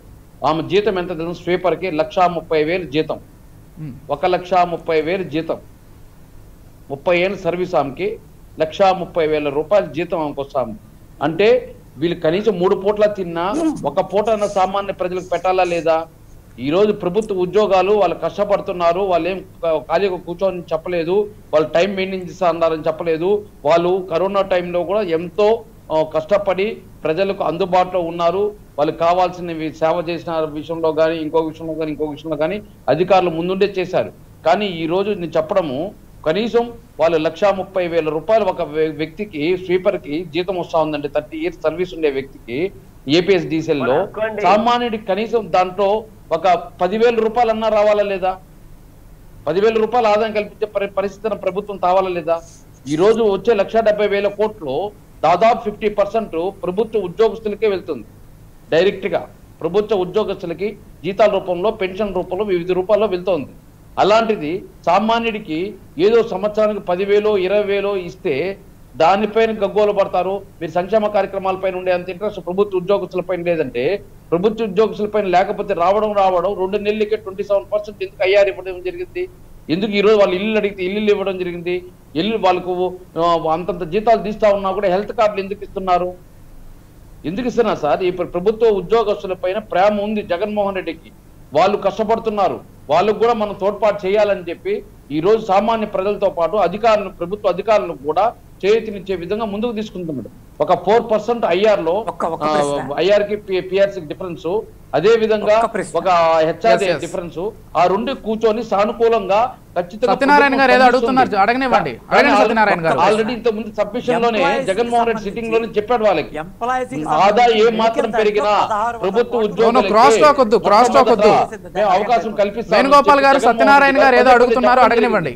కానీ దాన్ని రాజకీయం చేసి ప్రభుత్వం పైన ఒక ట్రైన్ కుట్ర జరుగుతా ఉంది. ఎంప్లాయీస్ యొక్క మెడికల్ కి సంబంధించినటువంటి ఫండింగ్ 1,400 కోట్ల రూపాయలు ఈ గవర్నమెంట్ విత్డ్రా చేసిందా లేదా? ఆ విషయం అవునా కాదా అన్నది ఆ ఉద్యోగ సంఘాల ప్రతినిధి వారితో కూడా చెప్పించింది. చెప్పండి వేణుగోపాల్ గారు. Most important. అవును సార్, ఈ రోజు ఇప్పుడు వాళ్ళకి మెడికల్ కార్డులు పనిచేయడం లేదా? ఈ రోజు అవసరానికి ఇప్పుడు డబ్బు లేనప్పుడు ఏది అత్యవసరమో దానికోసం తీసుకున్నాడు. ఇంకేం జగన్మోహన్ రెడ్డి గారు ఏమన్నా పార్టీకి ఏమన్నా ఖర్చు పెట్టాలి, ఆయన సొంతంగా ఏమైనా ఖర్చు పెట్టుకున్నాడా? వేరే దానికి అవసరం కాబట్టి దానికి ఖర్చు పెట్టాడు. ప్రభుత్వం పనులకే కదా ఖర్చు పెట్టాడు. పర్సనల్ గా జగన్మోహన్ రెడ్డి గారు ఏమైనా పార్టీకి ఖర్చు ఓకే వేణుగోపాల్ గారు, సరే దీనిపైన రమేష్ గారిని చెప్పనివ్వండి. మీరు అడిగారు కరెక్ట్. ఏదైతే లక్షలు ప్రభుత్వ ఉద్యోగులు జీతాలు తీసుకుంటున్నారని మీరు చెప్తున్నారు, 1,400 కోట్లు వాడేశాడు, 1,400 కోట్లు వాడేశాడు అంటే ఈ రోజు చిన్న అడ్జస్ట్మెంట్ ఉంటాయి. ఇప్పుడు అత్యవసరం ఏదో దాన్ని చెయ్యాలి, లేదంటే దాని వల్ల ఇబ్బందులు జరిగే పరిస్థితులు ఉన్నాయి. ఫెయిల్ అయిపోయినాయా? ఎక్కడికైనా మెడికల్ డాక్టర్ల దగ్గర పోతే చూపించుకుంటూ పోతున్నారా? ఇన్సూరెన్స్ లో ఏమైనా క్లెయిమ్ కాకుండా పోతున్నాయా? ఓకే వేణుగోపాల్ గారు, మీరు అంటున్నట్లుగా లక్షల రూపాయల జీతాలు ప్రభుత్వ ఉద్యోగులు తీసుకుంటున్నారు, వేలల్లో సంక్షేమ పథకాలు పేద ప్రజలకు అందిస్తే తప్పేంటి అని మీరు అడుగుతున్నారు. సో రమేష్ గారు చెప్పండి, వారు అడిగిన దాంట్లో కరెక్ట్ లేదంటారా? మరి ఏమండి ఇంత దుర్మార్గంగా మాట్లాడుతున్నారండి. ఇప్పుడు వాళ్ళు లక్షలు తీసుకున్నారు, 1,50,000 తీసుకుంటారంటే వీళ్ళు ఇచ్చారంటే 2 సంవత్సరాలు. వాళ్ళు ఎన్నో సంవత్సరాలు కష్టపడి వాళ్ళు ఉద్యోగాలు చేసుకుంటుంటే వాళ్ళకి రావాల్సిన బెనిఫిట్ తో 1,00,000 వాళ్ళు 2 లక్షలు కూడా ఉంటాయి జీతాలు. మేము ఇంత ఇస్తున్నాము జీతాలు, వాళ్ళు అంత తీసుకుంటున్నారు, సంక్షేమ పథకాలు ఇస్తున్నాం. ఈ సంక్షేమ పథకాలు ప్రైవేట్ కంపెనీల్లో ఇంకా దోపిడీ జరుగుతా ఉంది. ఇంకా దోపిడీ, 1,00,000 రూపాయల జీతం ఇవ్వడానికి 20,000 30,000 పనిచేస్తున్నారు. వేణుగోపాల్ గారు చెప్పనివ్వండి, రమేష్ గారిని చెప్పనివ్వండి. వేణుగోపాల్ గారు అధికారుల పైన సానుకూలంగా ఉంది. వేణుగోపాల్ గారు చెప్తుంది. రమేష్ గారు కంక్లూడ్ చేసిన తర్వాత మిమ్మల్ని మాట్లాడిస్తా. రమేష్ గారిని చెప్పనివ్వండి. ఎవరు సమ్మిస్తున్నారు? 1,00,000 జీతం తీసుకుంటున్నాడంటే ఎవరు సమ్మిస్తున్నారండి? ఆయన హక్కు అండి. వాళ్ళు ఎన్నో సంవత్సరాలు చేస్తున్నారు, వాళ్ళు ఎక్కడో ఎన్నో సంవత్సరాలు చేస్తుంటే వాళ్ళకి వస్తున్నారు 1,00,000 వస్తుంది. ప్రజలు పన్నులు కడతా ఉంటేనే, ప్రజలు అందరూ పన్నులు కడతా ఉంటేనే ఆ ప్రభుత్వానికి ఆదాయం వస్తుంది. వాళ్ళని కూడా చూడాలి. ఉద్యోగస్తులు ఒక పైన అయితే ప్రజలు కూడా ఇంకో వైపు చూడాలి. వైసీపీ వాళ్ళు అదేంటంటే కరోనా అంటారు. ఎక్కడంటే మీ కరోనా ఏప్రిల్లో తెలంగాణలో వచ్చేసి 62.208 కోట్ల రూపాయల ఆదాయం వస్తే మన ఆంధ్రప్రదేశ్ లో 88.618 కోట్ల రూపాయలు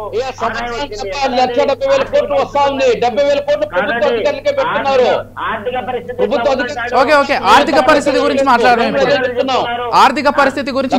రమేష్ గారు, వేణుగోపాల్ గారు మీరు చెప్పండి, ఆర్థిక పరిస్థితి గురించి మాట్లాడదాం.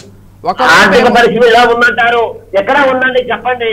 అదే ఓకే రమేష్ గారు, రమేష్ గారు ఒక్క నిమిషం రమేష్ గారు. వేణుగోపాల్ గారు మీరు చెప్పండి, ఆర్థిక పరిస్థితి మా ఆర్థిక పరిస్థితి చాలా బాగుంది, కాగ్ మెచ్చుకుంది అని మీరే చెప్తారు. ఇంకోవైపు పార్లమెంట్లో మా ఆర్థిక పరిస్థితి బాలేదని మీరే చెప్తారు. ఇంకోవైపు రాష్ట్రంలోకి వచ్చి ఉద్యోగస్తుల జీతాల విషయం లేకొస్తే ఆర్థిక పరిస్థితి బాలేదని మీరే చెప్తారు. ఏంటి ఇన్ని మాటలు మార్చడం ఎందుకు? అసలు ఆర్థిక పరిస్థితి ఏ విధంగా ఉంది రాష్ట్రంలో? ఇప్పుడు రమేష్ గారు వేణుగోపాల్ గారు చెప్పనివ్వండి. ప్రపంచవ్యాప్తంగా ఎకనామిస్టులు ఏం చెప్తున్నారు సార్? ఈ రోజు సామాన్యుడు ఖర్చు పెట్టే పరిస్థితి లేదు. ప్రభుత్వాలే వాళ్ళకి 5,000 10,000 అకౌంట్లు వేసి బజార్లోకి తీసుకొచ్చి ఏదైతే ఖర్చు పెడతారో దాంట్లో వచ్చే ఆదాయం జీడిపి కింద మారుతుంది అని చెప్పి ఎకనామిస్టులే చెప్తా ఉన్నారు. అలాంటిది ఈ రోజు జగన్మోహన్ రెడ్డి చేస్తున్నాడు. దానివల్ల ఆదాయం పెరుగుతా ఉంది, ఇప్పుడిప్పుడే మనం పుంజుకుంటున్నాము అని చెప్పాడు. దానికి ఏమి లక్షల కోట్లు ఏమైనా వచ్చేసిన ప్రభుత్వానికి? జగన్మోహన్ రెడ్డి ఏమైనా పార్టీ ఖర్చు పెట్టేసిన వాళ్ళ ఇంటికి ఎత్తుకొముడుతున్నాడా? ప్రతి రూపాయి అకౌంటబుల్ గా ఉంది. మనకు వచ్చే ఖర్చు ఎంత వస్తుంది, ఆదాయం ఎంత వస్తుంది ఆ ఉద్యోగస్తులకే తెలుసు. ఎంత ఖర్చు అవుతుంది, సంవత్సరానికి ఎంత వడ్డీలు కడుతున్నామని, ఎంత సంక్షేమ కార్యక్రమాలకు ఇస్తున్నాము. ఈ 3 ఏళ్ళు 1,20,000 కోట్లు సంక్షేమ కార్యక్రమాలు పెట్టాము. ఈ 3 ఏళ్ళు 45,000 కోట్ల దగ్గర అప్పులు కట్టాం. ప్రతి సంవత్సరం 45,000 కోట్ల పక్కన వడ్డీలు కడతా ఉన్నాము. ఎక్కడ మైనస్ అవుతుంది, ఎక్కడ ప్రభుత్వం వెనకడుగేస్తుంది? ఎక్కడా లేదు సార్. ప్రతి ఒక్కటి పారదర్శకంగా ఉంది. ప్రభుత్వ అధికారులకు అన్నీ తెలుసు. కానీ ఈ ప్రతిపక్షాలు వచ్చే రెచ్చగొట్టే దానికి వాళ్ళు 15 రోజులు గొమ్ము నుండి ఇప్పుడు ఉద్యమము మేము ఇది శంకారావం పూరిస్తామని చెప్తున్నారు. మేము చెప్పడం ఒకటే, ఈ రోజు ఎక్కడా గానీ ఏ రూపాయి వచ్చినా నెక్స్ట్ ఈ కొంచెం నిలదొక్కుంటే ఆర్థికంగా ప్రతి ఒక్కటి ఫస్ట్ ఉద్యోగస్తులకు చేసే ఆ తర్వాత మిగతా కార్యక్రమాలు చేస్తాం. ఈ రోజు సంక్షేమ కార్యక్రమాలు, ప్రభుత్వ ఉద్యోగస్తులకు జీతాలు, అదే విధంగా అభివృద్ధి, అదే విధంగా వడ్డీలు, ఈ విధంగా అన్ని సమపాల ప్రభుత్వాన్ని పంచుకొని వస్తేనే ఈ రోజు ముందుకు పోతుంది. ఏ ఒక్కదాన్ని విస్మరించినా వెనకబడిపోతుంది ప్రభుత్వం. ఓకే వేణుగోపాల్ గారు మీరే చెప్పండి. పిఆర్సీ విషయంలో సీఎం పూర్తి అవగాహన ఉందని సీఎస్ చెప్పారు. పూర్తి అవగాహన ఉంటే ఈ రచ్చన ఎందుకు జరుగుతోంది మరి? చెప్పండి వేణుగోపాల్ గారిని చెప్పేస్తే అయిపోతుంది. చెప్పండి వేణుగోపాల్ గారు. మీరు ముఖ్యమంత్రికి అవగాహన లేకపోవడం ఏంటి సార్? ముఖ్యమంత్రికి అవగాహన లేకపోవడం ఏంది? మాకు లేదు అవగాహన. 4% తగ్గుతాను మేము కూడా చెప్తున్నాం కదా. 27% ఆ రోజు ఫిట్మెంట్ ఇచ్చాడు కాబట్టి, ఎందుకంటే ఆ రోజు ఇబ్బందుల్లో ఉన్నారు ఇచ్చాడు. ఈ రోజు కొంచెం ఆ రోజు ఆర్థికంగా ఉన్నింది. మళ్ళీ కరోనా వివిధ రూపాయల లెక్కన మనం మైనస్ అయింది. మళ్ళీ ఇప్పుడు తగ్గింది. 24%, 23%, 23.29% ఇస్తున్నారు. మళ్ళీ డిఎల్ 5 ఇస్తున్నారు.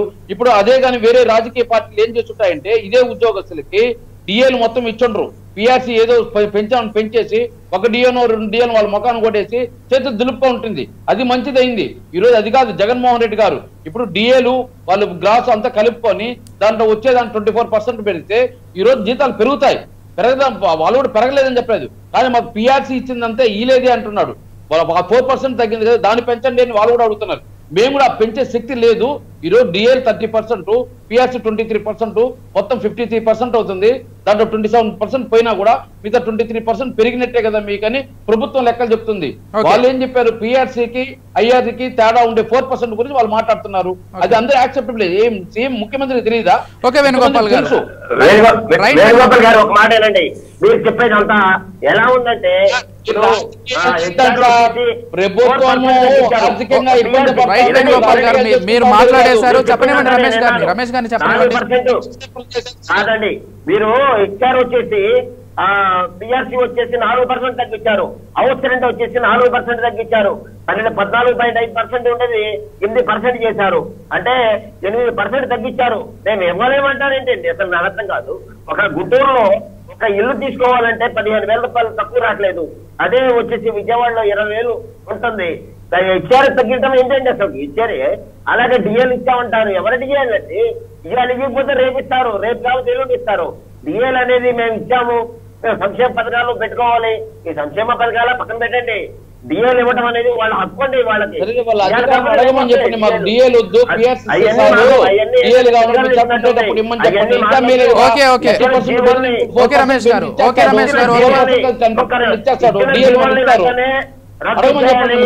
ఇచ్చిన జీవోల్ని వెంటనే రద్దు చేయాలి. ఉద్యోగులకు పిఆర్సీ పెంచాలి, 20% ఇవ్వాలి. సిపిఎస్ రద్దు చేయాలి. కాంట్రాక్ట్ ఉద్యోగులకు అలాగే రెగ్యులర్ చేయాలి. జాబ్ క్యాలెండర్ ప్రకటించాలి. ప్రమోషన్ ఇవ్వాలి. అలాగే ఈ ఉద్యోగులను రాష్ట్ర వ్యాప్తంగా జరుగుతున్న ఉద్యమాల్లో ఉపాధ్యాయులు ఉద్యోగులను బెదిరించడం, పోలీసులు అరెస్ట్ చేయడం అనేది దుర్మార్గం. వీళ్ళని వెంటనే వాళ్ళందరూ కూడా అరెస్ట్ చేసిన వాళ్ళని విడుదల చేయాలని తెలుగుదేశం పార్టీ తరఫున డిమాండ్ చేస్తున్నాం. అది మంచి పద్ధతి కాదు. ఆందోళన చేస్తుంటే ఆందోళన అణచివేయాలని రాష్ట్ర ప్రభుత్వం చేయడం అనేది దుర్మార్గంగా ఉంది. దీన్ని వెంటనే విరమించుకోవాలని మేము డిమాండ్ చేస్తున్నాం. ఓకే రమేష్ గారు, మీ డిమాండ్లన్నీ విన్నారు అందరూ.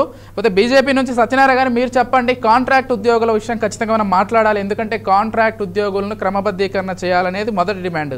సరే, అది ఎలాగో అవుతుందో లేదో ఆ పక్కన పెడితే కనీస బేసిక్ శాలరీ ఇవ్వాలని వాళ్ళు పోరాడుతున్నారు. అయినప్పటికీ బేసిక్ శాలరీ ఇవ్వకుండా ఇప్పుడున్న దానికి ఏదైతే కొంచెం పెంచేసి 20% ఎంతో పెంచి అది ఇస్తున్నారు. సో కాంట్రాక్ట్ ఉద్యోగుల పరిస్థితి ఏంటంటారు మొత్తం మీద? ఇప్పుడు ఇందాక పెద్దలు వారు రాష్ట్ర ప్రభుత్వం యొక్క ఆర్థిక స్థితి గురించి దాని గురించి అని చెప్పారు. ఈ విషయాలన్నీ జగన్మోహన్ రెడ్డి గారు ప్రతిపక్ష నాయకుడిగా ఉన్నప్పుడు తెలియని విషయాలు కాదు. వారు ఏదో రకంగా అధికారంలోకి రావాలనేటటువంటి ఉద్దేశంతో అనేక హామీలు ఇచ్చుకుంటూ వెళ్ళారు.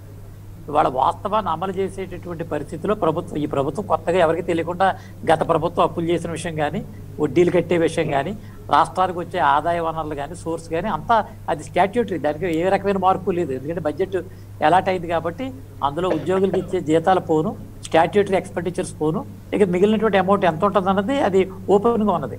అయితే వీరు శక్తికి మించినటువంటి హామీలు ఇచ్చి అన్నీ కూడా మేము వస్తే దాన్ని కాంట్రాక్టులు పర్మినెంట్ చేస్తాం, ఆ పీఆర్సీ తీస్తాం, లేదా వీడు పెంచుతాం, డిఏలు ఇస్తాం, ఇళ్ళు కడతాం, ఇవన్నీ లెక్కకు మించినటువంటి హామీలు అయిపోయిన కారణంగా ఇప్పుడు సతమతం అయిపోయేటటువంటి పరిస్థితి వారికి ఏర్పడింది.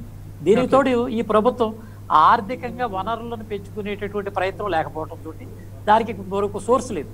ఉన్నటువంటి ఇసుక కూడా అది కూడా వ్యక్తిగతంగానే పోయింది. అది మద్యం కూడా ఆశించిన మేరకు ఫలితాలు రాలేదు. ఈ రాష్ట్రానికి కొత్తగా పరిశ్రమలు ఏవి వచ్చే పరిస్థితి లేదు. ఉత్పత్తి రంగాలు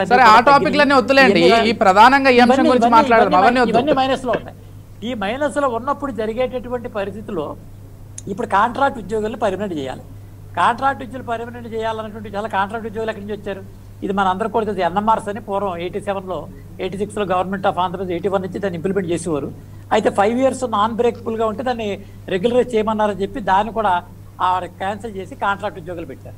ఇవాళ ఒక అఫీషియల్గా ఒక మీకు యూజీసీ గ్రాంట్కి చెందినటువంటి లెక్చరర్కి ₹1,00,000 జీతం ఇస్తే అదే ఉద్యోగం చేసేటటువంటి కాంట్రాక్ట్ వాడికి 10,000 ఇస్తున్నారు. ఇంకా పోటీ ఉంటే 8,000 ఇస్తున్నారు. అతన్ని ఆశలు కల్పించింది ఈ వైసీపీ ప్రభుత్వం. మేము అధికారంలోకి వస్తే మీకు కాంట్రాక్ట్ బేస్లో ఈ రకమైనటువంటి స్థాయి ఇస్తామని చెప్పే ప్రయత్నం ఉంది. వీళ్ళకి ఆ రకంగా టార్గెటెడ్ గ్రూప్స్ పెంచేటటువంటి ప్రయత్నం కానీ యోచన కానీ వీరికి లేదు. అందుకే వారు కూడా చెప్తున్నారు ఇప్పుడు 30,000 ఇస్తున్నారు sir out sourcing contract labours కి 28,500 ఇస్తున్నారు. అప్పుడు ఎంత ఇస్తున్నారు? 14,000 15,000 ఇస్తున్నారు. ఖచ్చితంగా మ్యాండేటరీకి ముడిపెడితే ఎలా కుదురుద్ది? వాళ్ళకి చేస్తారన్న దాంట్లో మీ దగ్గర ఏదన్నా చేసేటువంటి ప్రయత్నం మీ దగ్గర లేదు. మీ దగ్గర ఫండింగ్ లేదు, దానికి సంబంధించిన వ్యవహారం లేదు. ఈ కాంట్రాక్ట్ ఉద్యోగుల విషయాల్లో మీరు చేయగలిగింది కూడా ఏమీ లేదనే విషయం కూడా సత్యనారాయణ గారు కంక్లూడ్ చేద్దాం. సత్యం గారు మీరు చెప్పండి, ఉద్యోగస్తుల సంఘాలు ఉద్యోగస్తులు అందరూ ఏకమయ్యి సమస్యను ముందుకు తీసుకెళ్లి ప్రభుత్వం పరిష్కరిస్తుందా? మొత్తానికి సమస్య పైన ఒక కంక్లూడేషన్ వస్తుందా ఈ సమ్మెతోటి? నేను షార్ట్ కంక్లూడ్ చేస్తాండి. కాంట్రాక్ట్ విషయాలకు వస్తే తెలంగాణలో ముఖ్యమంత్రి రెగ్యులరైజ్ చేస్తూ జీవో ఇష్యూ చేశారు 4 ఏళ్ల కింద. ఇష్యూ చేస్తే రీసెర్చ్ స్కాలర్స్, ఉస్మానియా స్కాలర్స్ హైకోర్టులో అప్పీల్ చేస్తే ఒక నెల రోజుల కింద high court in favour of contract lecturers, contract employees judgement ఇచ్చింది. అంటే వాళ్ళ అప్పీల్ కొట్టేసింది. కాబట్టి వాళ్ళ ఉభయ రాష్ట్రాల్లో రాష్ట్రం కలిసి ఉండగానే మెడికల్ డిపార్ట్మెంట్ లో 25 ఏళ్ల నుంచి కాంట్రాక్ట్ చేస్తున్నారు. ఎడ్యుకేషన్ కాలేజెస్ యూనివర్సిటీల్లో 21 సంవత్సరం నుంచి కాంట్రాక్ట్ చేస్తున్నారు. తర్వాత ఉమ్మడి ఏపీ గవర్నమెంట్ చేసుకున్న అగ్రిమెంట్ లో మినిమం బేసిక్ ఇవ్వమని ఉంది. మీ ఏపీలో ఏవి నాగేశ్వరరావు అని కాంట్రాక్ట్ ఎంప్లాయీస్ మొత్తం స్టేట్ జనరల్ సెక్రటరీ ఉండు. ఆయన అడిగితే చెప్తాడు ఈ మొత్తం బేసిక్ ఇవ్వమని చెప్పేసి అగ్రిమెంట్ లో ఉంది. ఆ బేసిక్ రావడానికి 20 ఏళ్లు పోరాటం చేస్తే ఇప్పుడు ఆ బేసిక్ ఇస్తున్నారు తెలంగాణలో. ఆంధ్రాలో కూడా ఆ బేసిక్ ఇవ్వని డిమాండ్, ఆ బేసిక్ ఇవ్వటం అనేది న్యాయం.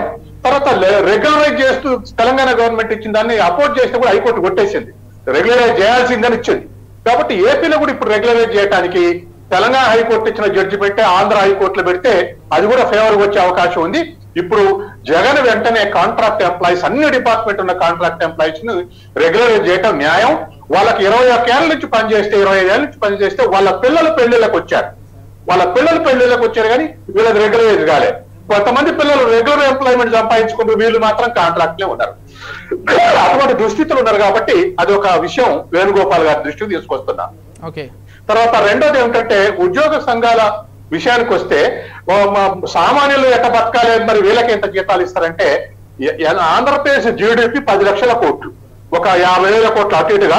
GDP is not a fund, it's a flow. రోజు మారుతుంది జీడిపి. అరౌండ్ 10 లక్షల కోట్లు ఆంధ్ర జీడిపి ఉంటే సర్వీస్ సెక్టర్ లో 5 లక్షల కోట్లు వస్తుంది. సర్వీస్ సెక్టర్ అంటే ఎవరు? ఉద్యోగస్తులు, మిగతా అన్ని రంగాల్లో పనిచేసే ఎంప్లాయీస్ వల్ల వస్తుంది. తర్వాత టీచర్ ఎందుకు వస్తారండి? ఒక జిల్లాలో 1000 పోస్టులు పడితే 20,000 మంది రాస్తే అలా 1000 మంది సెలెక్ట్ అవుతున్నారు. అంటే వాడు చదువుకొని జీవితాంతం కాంపిటేటివ్ లో సక్సెస్ అయ్యి వచ్చినటువంటి అతను ఉద్యోగస్తులు కానీ టీచర్ కానీ వాళ్ళు ఈ పేరు చూసే ఈ ఉద్యోగానికి వచ్చారు. మీరు ముందే ఏమని చెప్తే వాళ్ళు వ్యవసాయం చేసుకుంటారు, ప్రైవేట్ ఇండస్ట్రీ చేసి పెట్టుకుంటారు. మీరు బేసిక్ ఇది అనౌన్స్ చేసి 20,000 మంది పోటీ పడతారు, అలా పోటీ పడమని చెప్పి ఆ పోటీలో నెగ్గకొచ్చినటువంటి వాళ్ళకు ఉద్యోగం ఇచ్చి ఇప్పుడు మీరు జీతం ఎక్కువ అంటే ఎట్లా? అది ఇర్రెలవెంట్ కదా. కాబట్టి ఖచ్చితంగా ఆ మేరకు వస్తే మరి ఉద్యోగస్తులు పోతే కార్పొరేట్ సర్వీసెస్ చేసేటువంటి ఐటీలు చేసేటువంటి వాటికి సంవత్సరానికి 24 లక్షల జీతం ఉంది.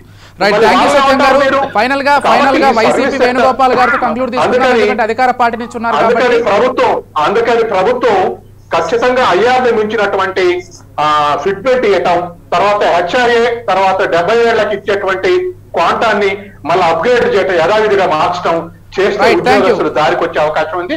గవర్నమెంట్ సత్యం గారు, వేణుగోపాల్ గారు ఫైనల్ గా చెప్పండి, ఎప్పటిలోపు ఇది మొత్తం సతమనవుతుంది చెప్పేసేయండి. ఖచ్చితంగా ఉద్యోగస్తులకి సానుకూలంగానే ఉంది ప్రభుత్వము. వాళ్ళది ఉండేది 2 ప్రాబ్లమ్స్ ఇప్పుడు, హెచ్ఆర్ఏ ఒకటి, అదే విధంగా పిఆర్సీ ఒకటి. ఖచ్చితంగా కొంచెం నిలదొక్కుంటే వాళ్ళ కోరికలన్నీ ప్రభుత్వం తీరుస్తుంది. వీళ్ళు ఏం సమ్మెకు పోవాల్సిన పని లేదు. ఏది కానీ ప్రభుత్వానికి కానీ మేము చేయము, మేము పట్టము, మేము మీకు అనుకూలం కాదు అన్నప్పుడే ఇలాంటి చేయాలి. ఖచ్చితంగా ఇప్పుడుండే పరిస్థితులు ఇది తీసుకొని హెచ్ఆర్ఏ గురించి మాత్రం డిస్కస్ చేయొచ్చు మళ్ళీ ముఖ్యమంత్రి గారితో, ప్రాబ్లం లేదు. ఏమంటే మళ్ళీ ఒకసారి పరిశీలించి, ఎందుకంటే దాని గురించి ఇంతకుముందు డిస్కస్ జరగలేదు కాబట్టి ఇంతకుముందు ముఖ్యమంత్రితో కూర్చున్నప్పుడు కానీ, అదేవిధంగా సజ్జల రామకృష్ణ రెడ్డి గారితో కానీ, అదేవిధంగా ఫైనాన్స్ మినిస్టర్తో కూర్చున్నప్పుడు ఆ హెచ్ఆర్ఏ గురించి ఇంతకుముందు ఎప్పుడు డిస్కస్ జరగలేదు కాబట్టి ఇది కాబట్టి ఒకసారి మాకు దాని గురించి డిస్కస్ పిలిపిస్తారు. ఖచ్చితంగా దాని గురించి డిస్కస్ చేస్తారు. ప్రభుత్వ అధికారులు ఖచ్చితంగా సానుకూలంగానే ప్రభుత్వం ఉంటుందని మీ ద్వారా తెలియజేస్తున్నాను సార్. రైట్, థ్యాంక్ యూ అండి. కార్యక్రమంలో పాల్గొన్నటువంటి వైసీపీ నుంచి వేణుగోపాల్ గారికి, టీడీపీ రమేష్ గారికి, అనలిస్ట్ సత్యం గారికి, అదేవిధంగా బీజేపీ నుంచి పాకా సత్యనారాయణ గారికి ప్రతి ఒక్కరికి థ్యాంక్ యూ. సో ఇది ఇవాల్టి ఓపెన్ డిబేట్. ఇలాంటి మరో అంశంతో మళ్ళీ మేము ముందుంటాం. చూస్తూనే ఉండండి 99 టీవీ.